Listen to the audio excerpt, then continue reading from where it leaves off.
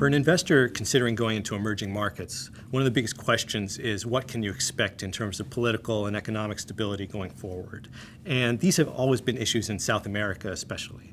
We've seen so many countries that just swing back and forth between a left-wing populist government on one side and then they swing back to an authoritarian right-wing government on the other side. And they never seem to achieve the political or economic stability that would let them grow in a steady way in the long term. But some countries have started to achieve that, and the path that they've taken is very interesting.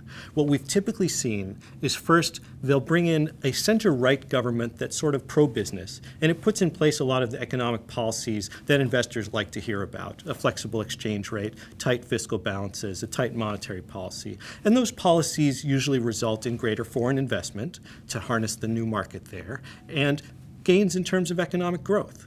But what happens next is the interesting part. They often bring in then a center-left government which says, these are not bad policies, they've helped us to grow, but what we need to do is legitimize them by making sure that everybody in our country shares in the gains that they've created. And that's what happened in Brazil with the election of President Luiz Inácio Lula da Silva.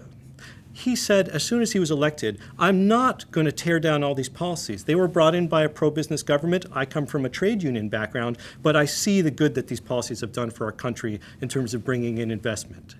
What I am going to do is make sure that I get grassroots growth out of them by distributing some of these gains a little more broadly. And so he's legitimized and confirmed these policies, and Brazil is now on a steady path of growth for the future. Other countries have managed to do this too: Chile, Uruguay, and perhaps now in Peru as well. But there are some countries that still might be one swing away.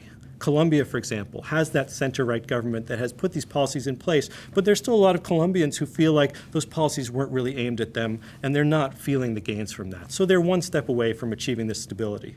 But by trying to figure out how many swings away a pendulum in a country is from being finally stable, you can sort of see what the future might hold for an investor and the returns that you'd expect.